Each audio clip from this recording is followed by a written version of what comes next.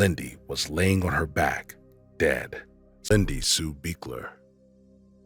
Lindy Sue Little was born on January 31, 1956, to her parents Eleanor Giese and Wayne Little. Her parents separated when she was very young, but she lived with her mother Eleanor while her father Wayne remarried and had another child, Mike Little. Lindy was described as a free spirit by her half-brother Mark, and he said that she had a great work ethic. Later in her high school years, Lindy was working at a flower shop and ended up meeting a man named Philip Biechler, who attended Millersville State College and worked for Hertz Rental Cars. Lindy and Philip ended up getting married in 1975 and moving into an apartment, 104A, in the Spring Manor apartment complex in Lancaster, Pennsylvania. Not long after they moved into the apartment, Lindy began telling her friends and family that she had an uneasy feeling, like she was being watched and followed. One day, Lindy was home alone when she noticed a man looking through the sliding glass door in her apartment. Ever since this incident, Lindy was nervous to be home alone, especially at night.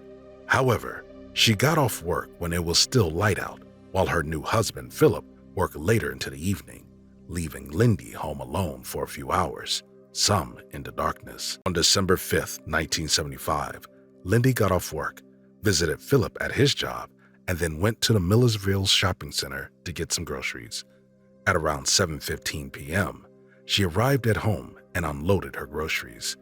She was supposed to be home alone for the rest of the night, but her family knew that made her uncomfortable.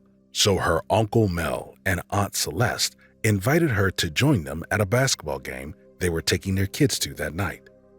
At around 8:45 p.m., Mel and Celeste arrived at the apartment to pick up Lindy, and Celeste went up to the front door to get her. Celeste noticed that the front door was unlocked, which she found to be unusual. But as she entered the home, she found more things that weren't quite right. She found a lamp knocked over in the living room and couldn't find Lindy anywhere, even though she was calling her name. Once Celeste made it to the kitchen, she found a horrible scene. Lindy was laying on her back, dead. Celeste called 911, and police arrived soon after.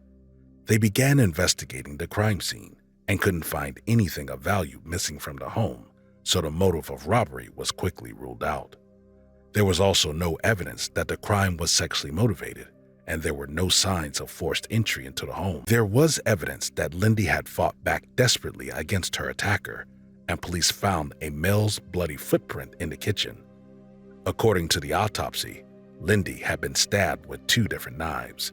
The butcher knife, which was used, came from her kitchen, but the other knife has never been found, and police assumed that the killer brought it in himself.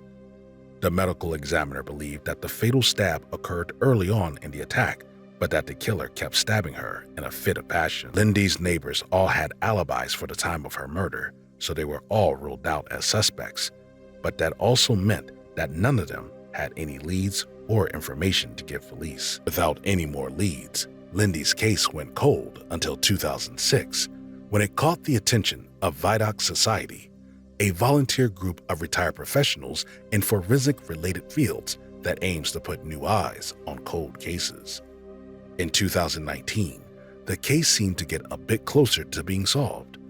DNA found at the crime scene was used to create a snapshot picture of what the killer may have looked like at ages 25 and 65. It was determined that the killer's ethnicity was Southern European, possibly mixed with Middle Eastern, and that he had dark hair and hazel eyes. Just this year, an arrest was finally made. 68-year-old David Sinopoli was arrested and charged with the murder after DNA found on Lindsay's clothes was sent to Parabon Nanolabs for genealogical testing. Investigators at Parabon identified Sinopoli as a suspect and gave his information to police, who then looked into him more. They found out that he had, at one point, lived in the same apartment complex that Lindy did at the time of her murder. Police were able to extract a sample of David's DNA from a coffee cup he threw away, and when they tested it against the DNA found at the crime scene, a match was made. Even though a DNA match was made, David is currently still being held without bond, awaiting a conviction.